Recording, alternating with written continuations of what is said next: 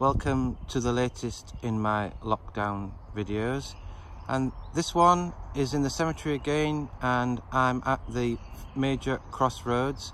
So there's the false acacia that has the nesting stock doves in, just slightly right of centre of the picture, and then we have the sycamore with the large pieces of bark missing, and two great spotted woodpecker holes.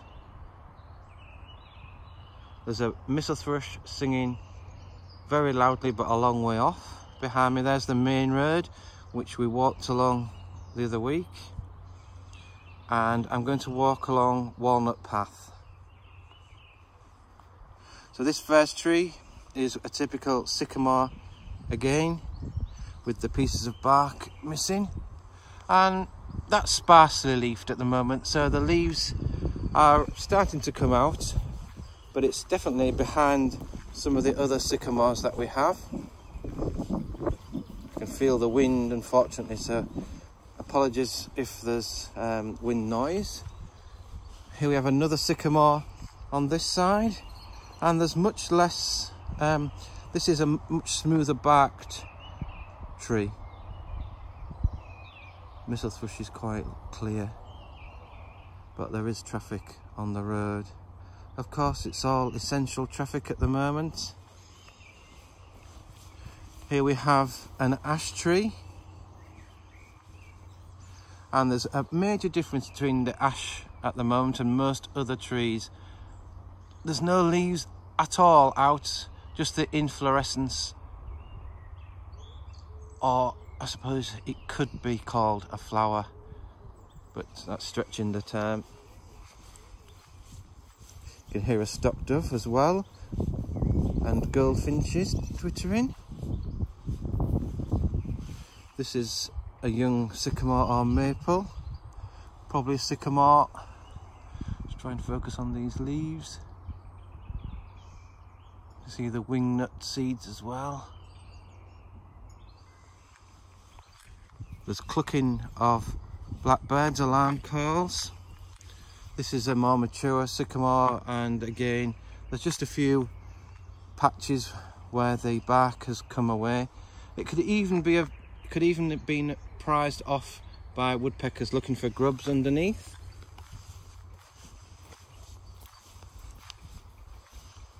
And this tree is a youngish lime tree, but the sun's coming through, so it's not ideal conditions. So we'll try and look at lime trees on the left hand side of the path, as the light will probably be a little bit better. Here's a lime tree here again.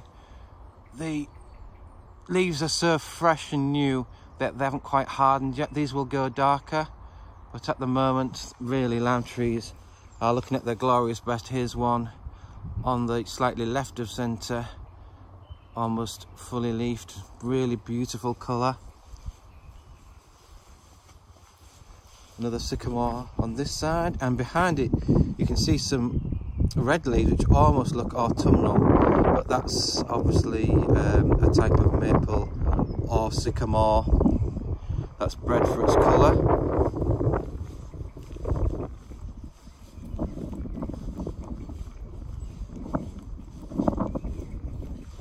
Here we have another lime tree, maybe not as lusciously leaved as the lime tree in the centre of the grass, but this one's got something different on which I'm going to try and focus on. So I'm just looking up the lime bowl at the bark. Now you'll see an arching branch arching over to the right, and underneath it a dark cluster. I'm going to try and zoom in if I can, and move round slightly to give you a better look. Now those dark leaves under that arched bough is the only mistletoe that we know in the cemetery, and that's been noticed for at least 20 years and has hardly grown in that time. It's a very slow growing parasite.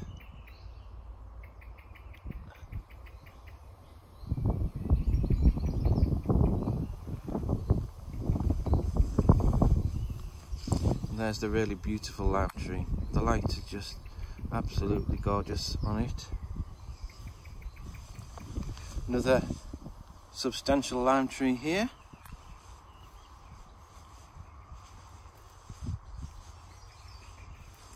This is a sycamore, young sycamore.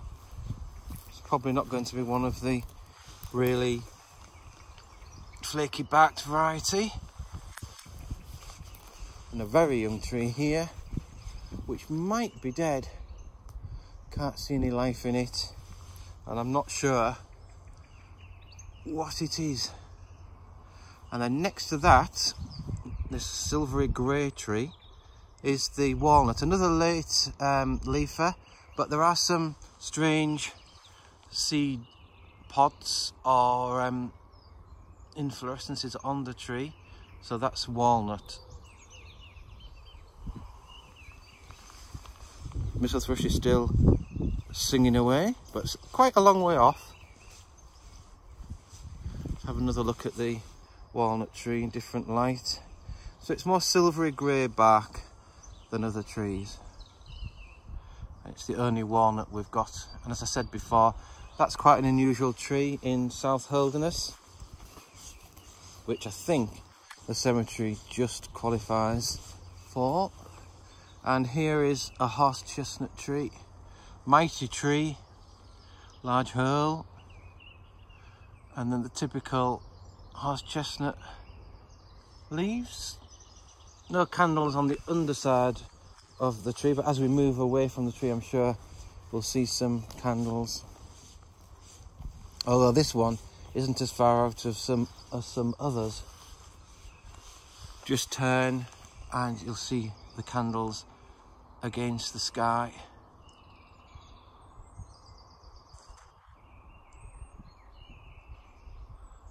But they're not in full flower at the moment. But some trees are, so this one is later than others.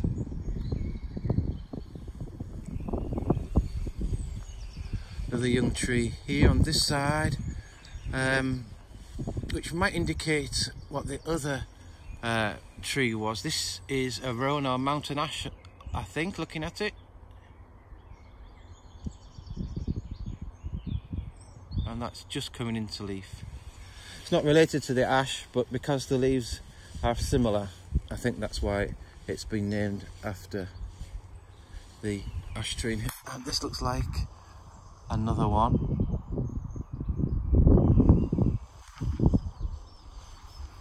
Here we have another lime tree, beautiful green.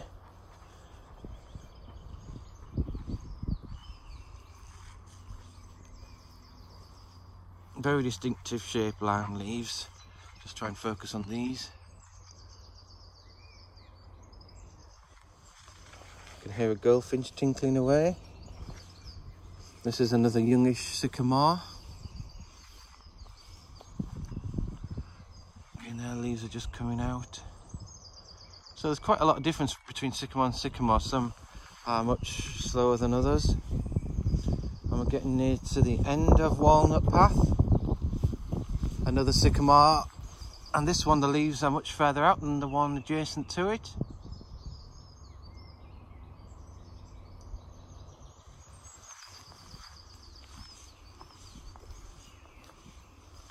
And at the end of Walnut Path we have another horse chestnut tree.